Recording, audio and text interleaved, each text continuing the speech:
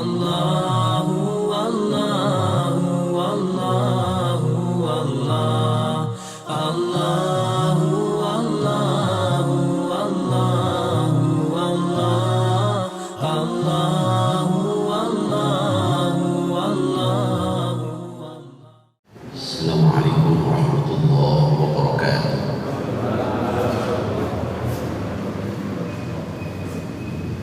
Alhamdulillah wassalatu wassalamu ala Rasulillah. Asyhadu an la ilaha illallah wahdahu la syarika lah. Wa asyhadu anna Muhammadan abduhu wa rasuluhu la nabiyya ba'dahu. Wa nusalli wa nusallim ala sayyidina Muhammadin ibni Abdillah.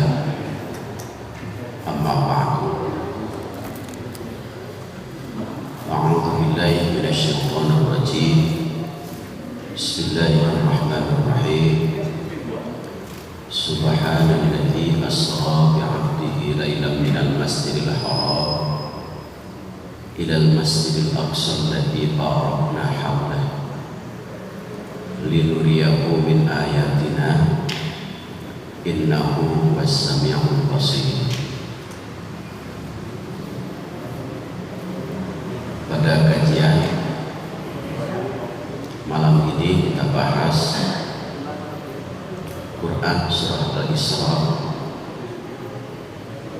yang selalu menjadi dalil peristiwa Isra dan Mi'raj. Sebelum ke situ, Ibnu Rajab bilang bulan Rajab itu adalah bulan menanam atau bulan tobat. Bulan Sya'ban nanti adalah bulan menyiram. Sedangkan bulan Ramadan adalah bulan panen. Bulan Rajab disebut bulan menanam bagi pemula, orang yang belum pernah ke masjid mulai menanam ke masjid, sebut bulan taubat. Yang belum bisa sholat mulai tanam sholat, yang belum sholat sunnah rawatib mulai tanam rawatib, yang belum tahajud mulai tanam tahajud. Sekarang dilatih untuk memulai menanam. Nanti bulan Sya'ban bulan pemulihan, tinggal membiasakan. Sholat berjamaah yang sudah ditanam biasakan. Baca Quran terbiasa. Sehingga kalau orang sudah terbiasa melakukan, ketika satu saat ia tidak melakukan, batinnya itu merasa terganggu. Ada sesuatu yang kurang karena sudah terbiasa. Bulan Ramadan adalah bulan panen. Nikmat sholat berjamaah itu, nikmat bangun malam itu, nikmat baca Quran karena panen. Ini terkadang ada orang malam satu Ramadan sekaligus ia nanam, ia nyiram, ia juga panen, capek. Akhirnya sebelum Ramadan selesai sudah kecapean, pergi duluan. Maka mulai sekarang Rajab sebagai bulan untuk latihan, memulai. Memang bagi pemula untuk memulai itu adalah berat, butuh perjuangan. Perjuangannya adalah mengatur diri kita untuk memulai sesuatu yang lebih baik. Nah, Quran Surah Al-Isra kita lihat dari hakikat ibadah. Karena ibadah itu bisa secara syariat, tarekat, dan hakikat. Bahkan bisa masuk ke ma'rifat. Syariat, tarekat, dan hakikat itu kalau diibaratkan, syariat adalah perahu, tarekat adalah nahoda, hakikat adalah kepulauan. Perahu yang dibawa oleh nahoda dan para penumpang menuju kepulauan. Pasti perahu, penumpang, dan nahoda ini dalam satu niat, menginginkan supaya perahu yang ditungganginya itu selamat menuju kepulauan. Kalau kita kepulauannya bukan kepulauan dalam arti tempat, kepulauannya adalah doa pasaku jaga, Rabbana atina fid dunya hasanah wa fil akhirati hasanah wa qina adzabannar. Kepulauan kita tuh itu bahagia dunia, bahagia akhirat, terbebas, selamat dari azab neraka. Itu kepulauan kita. Makanya sekarang syariatnya adalah salah satunya ibadah. Contoh ibadah sholat yang kita lakukan secara syariat, yang kita lakukan itu ada gerakan, ada bacaan, ada waktu. Itu syariat. Sholat secara syariat, secara waktu ditentukan. Zuhur kapan, asar kapan, maghrib kapan, isya kapan, subuh kapan. Sehingga ada waktu yang terbaik menurut Al-Quran dan hadis adalah as-sholatu ala waktiha. Itu waktu terbaik. Sholat itu dilakukan tepat waktu, syariat. Kemudian ada gerakan, ada bacaan. Gerakan dari mulai kita berdiri, niat berdiri, takbiratul ihram. Niat ada yang mengatakan tempatnya di dalam hati, ada juga yang mengatakan tempat itu harus dilafadzkan. Dalilnya sama, innamal a'mal binniyati. Hanya pemahamannya berbeda. Kalau lafadz al-a'mal di situ ada huruf alif lam, dipahami sebagai huruf al-istighraq, maka niat itu tempatnya dalam hati, sehingga niat tidak dilafadzkan.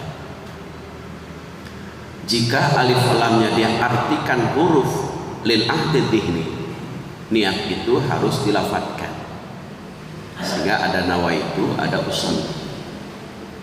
Dalilnya sama, prakteknya berbeda karena sebab pemahaman terhadap huruf alif lam yang terdapat dalam lafaz al-a'mal. Tetapi innamal a'malu binniyat, kita ambil persamaannya. Fungsi niat itu satu, menentukan kualitas ibadah. Jadi kualitas ibadah kita, sholat kita salah satu contohnya ditentukan oleh niat. Contoh, ada anak belajar, kalau niatnya lurus untuk belajar, mau dengan metode cara PJJ atau ke sekolah, itu pasti belajar karena niatnya belajar. Kalau anak itu niatnya main, mau ke sekolah niatnya ingin ketemu teman, main. Di rumah apalagi tidak terkontrol kadang oleh orang tuanya. Tetapi kalau niatnya belajar, ada guru ataupun tidak, dimanapun ia berada pasti belajar karena niat. Kayak kualitas niat kita, ibadah kita itu ditentukan oleh niat. Nah, untuk menentukan kualitas itu ada tingkatan. Dari mulai tingkatan pertama, Itu yang disebut dengan al-hajis. Kalau al-hajis baru terlintas, belum kuat.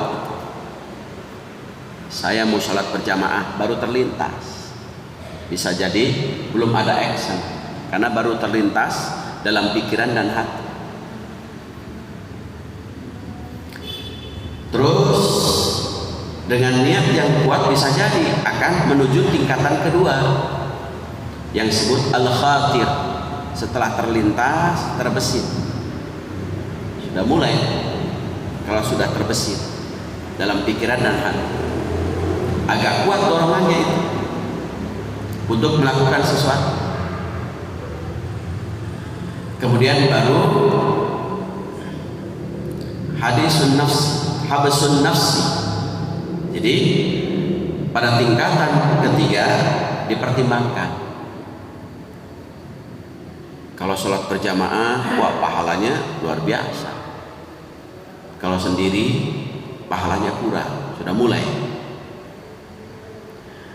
Kemudian baru yang keempat, alhammu, keinginan, dorongannya sudah mulai lebih kuat. Yang terakhir, al-azmu, tekadnya kuat, tekadnya bulat. Disitulah baru niat itu bukan hanya dilafadzkan, tetapi ada action. Makanya dalam arti niat itu adalah qasdus syai'i muqtaranan bi fi'li, menuju sesuatu untuk melakukan diiringi dengan perbuatan. Itu tekadnya kuat. Kita lihat dalam Al-Qur'an, alladzi khalaqal mauta wal hayata liyabluwakum ayyukum ahsanu amala. Allah dalam lafaz ayyukum ahsanu amala mencari kita itu yang terbaik, bukan terbanyak. Tidak lafadznya dengan kata ayyukum aksaru amala, siapa di antara kita yang terbanyak, tidak, tetapi yang terbaik. Lalu Ibnu Mubarak bertanya, apa amalan terbaik itu? Abu Ubaid menjawab, amalan terbaik itu adalah amalan yang dilakukan dengan ikhlas dan benar. Innal amala idza kana khalisan wa lam yakun shawaban lam yuqbir. Sesungguhnya satu amal dilakukan dengan ikhlas tapi tidak benar, Allah tidak terima. Wa innal amala idza kana shawaban lam yakun khalisan lam yuqbir. Satu amal yang dilakukan dengan benar tetapi tidak ikhlas, maka Allah juga tidak terima. Jadi amalan terbaik itu ikhlas dan benar. Ikhlas itu artinya pikiran jernih, hati bersih. Oke, kita lihat dalam Al-Quran surah Al-Isra kaitannya ini. Diawali dengan lafaz subhana. Diterjemahkannya apa? Maha suci Allah. Diawali subhana, satu menunjukkan bahwa peristiwa Isra Mi'raj itu adalah produk Allah, menunjukkan kehebatan yang luar biasa yang ditunjukkan oleh Allah.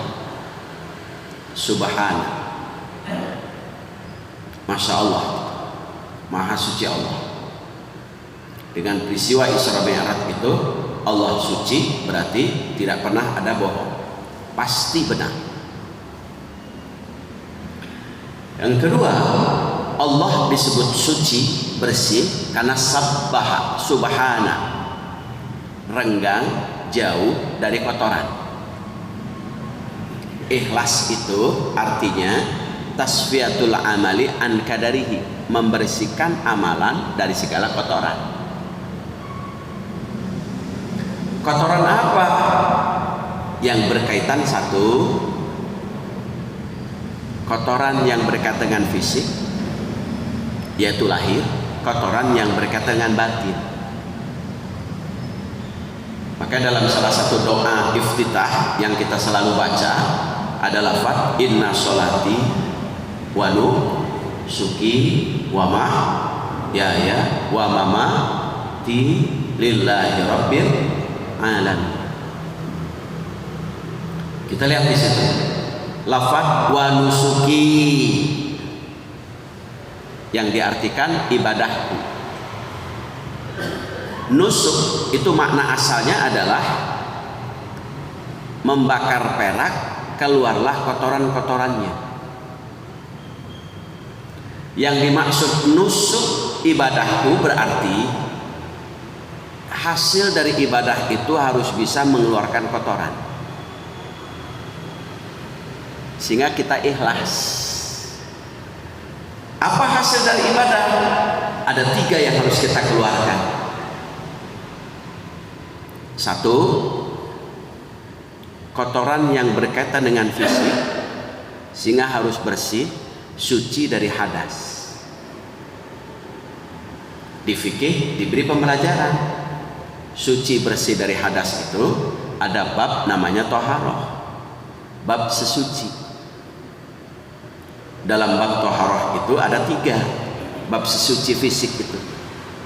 Ada mandi, ada wudhu, pengganti dari keduanya ketika dalam darurat adalah tayamum.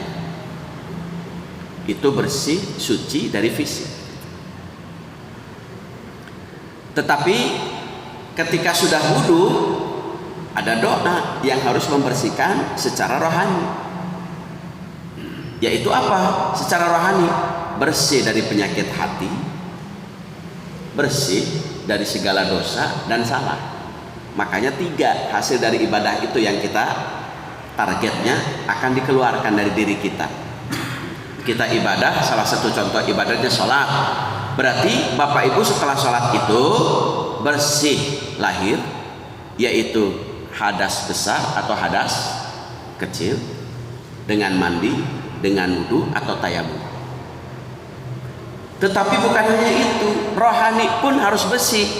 Bersih penyakit hati, bersih dari dosa atau salah, baik itu dosa hubungan dengan Allah maupun dosa hubungan sesama manusia. Makanya dalam sholat kita mulai dengan kalimat Allahu Akbar yang menunjukkan untuk Allah. Tetapi sholat diakhiri dengan Assalamualaikum warahmatullah, menyebarkan perdamaian, persatuan, ketenangan, kesejahteraan. Perdamaian itu akan diciptakan bagi orang yang punya hasil dari ibadah itu, bersih fisik, bersih rohani. Makanya kita lihat setelah wudhu, setelah fisik kita bersih, tangan kita bersih, mulut kita bersih, hidung kita bersih, muka kita bersih, sampai kaki kita bersih. Setelah itu kita disunahkan untuk baca doa. Isi doanya kan 3 setelah wudhu. Allahumma ja'alni minat tawabin waj'alni minal mutatahhirin waj'alni min ibadikas sholihin. Coba lihat, setelah kita bersih fisik, rohani kita harus bersih. Apa? Waj'alni minal waj'alni minat tawabin, ij'alni minat tawabin. Ya Allah, jadikan saya ini orang yang senantiasa memperbaiki diri, yang disebut dengan taubat. Hasil dari tobat itu mengetahui kekurangan kelemahan kita. Tujuannya untuk diperbaiki, sehingga bagi orang yang senantiasa wudhu, hidupnya pasti menjadikan hari ini lebih baik daripada hari-hari yang sudah dilalui. Hari esok lebih baik. Itu karena doa Allahumma ja'alni minat tawabin. Maka perilakunya supaya rohani kita bersih, senantiasa punya semangat untuk memperbaiki diri. Yang kedua, waj'alni minal mutatahhirin, memperbaiki diri itu supaya bersih. Bersih dari fisik, bersih secara rohani. Baru terakhirnya setelah memperbaiki diri, bersih fisik, bersih rohani, lahir batin bersih, baru waj'alni min ibadikas sholihin, jadilah hamba Allah yang soleh. Jadi untuk menghantarkan hamba Allah soleh itu, perbaiki diri menuju bersih. Bersih secara fisik dan bersih secara rohani. Itu kalau diartikan makna syariat tarekat hakikat. Wudu itu bukan hanya sekedar bersih hadas kecil, tetapi juga ada hakikatnya. Itu yang pertama. Makanya dalam sholat sabbaha harus renggang jauh dari kotoran atau dosa. Kemudian setelah bersih baru asro. Makanya disunahkan wudu itu sunnah hukumnya ketika akan menuju ke masjid, bapak wudu dari rumah.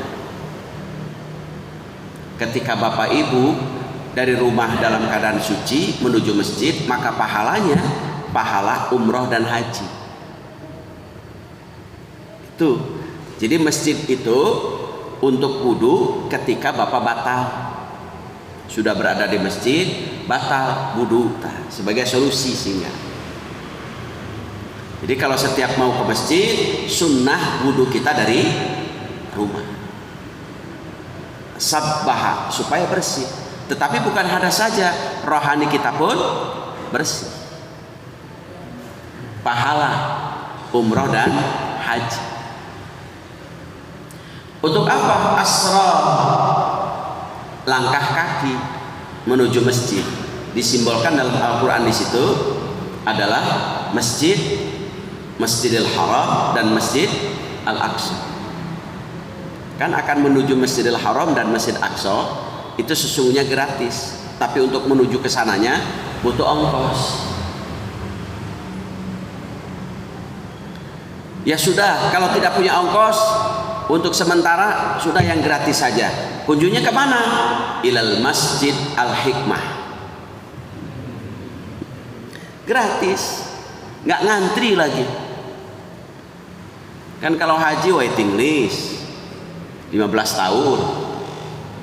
Kalau umroh sekarang ya sudah mulai dibuka itu.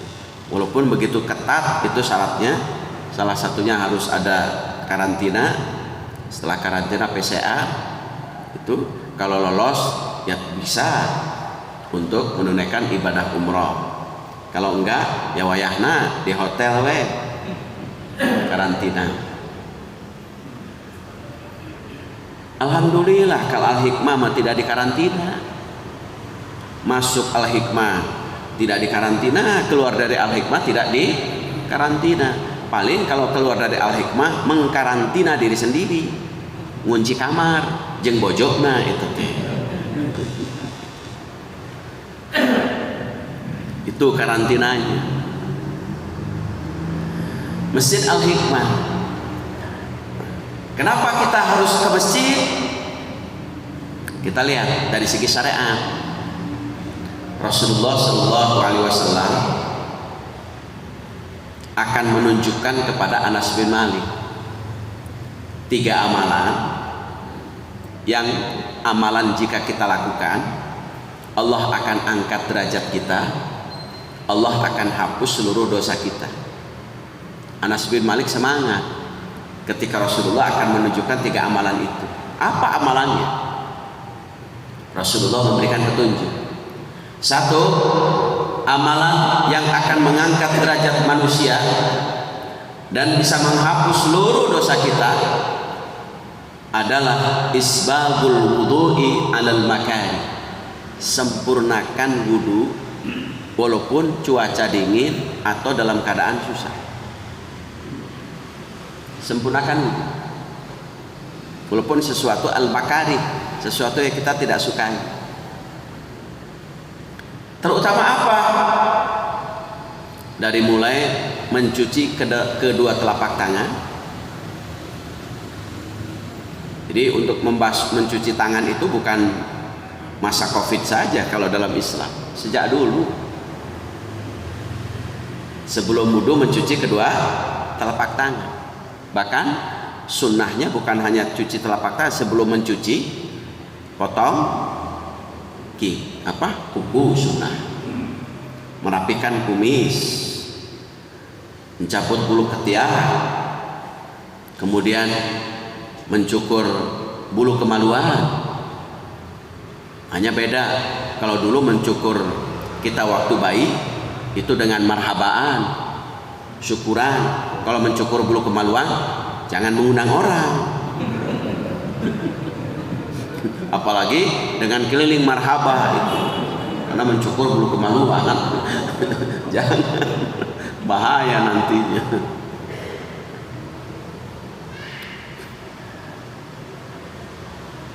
Sebelum itu supaya bersih, baru wudu, cuci ke telapak tangan, sampai kuku-kukunya juga bukan hanya ini tapi bersih karena sudah dipotongan. Kemudian madmadah, berkumur. Kalau sekarang berkumur bukan hanya berkumur, ada yang sikat gigi. Kalau dalam fikih itu yang disebut dengan siwak. Jadi siwak itu disunahkannya ketika bangun tidur, bau mulut itu, ketika mau sholat, ketika mau baca Quran, itu disunahkannya itu. Tapi dalam sholat, ke dalam wudu, madmadah, berkumur. Nah ini yang kadang-kadang kita kurang sempurna. Setelah berkumur ada istinsyak, ada istinsar. Apa itu istinsyak? Memasukkan air ke dalam hidung sampai kepala terasa semacam ada tarikan neng. Itu dengan tangan kanan. Ini yang kadang dilihat, saya menemukan beberapa orang yang wudu bukan memasukkan air tapi hanya nempelkan dua jari ini ke dalam lubang hidung. Jadi begitu. Nah, sekarang sempurnakan, masuk dengan tangan kanan, bukan kit, bukan, apalagi dicolokkan, bukan. Makanya kenapa Rasulullah saat musim pandemi sering-sering wudu, karena dengan istinsyak keluar. Baru istinsar, mengeluarkan air dari hidung dengan tangan kiri.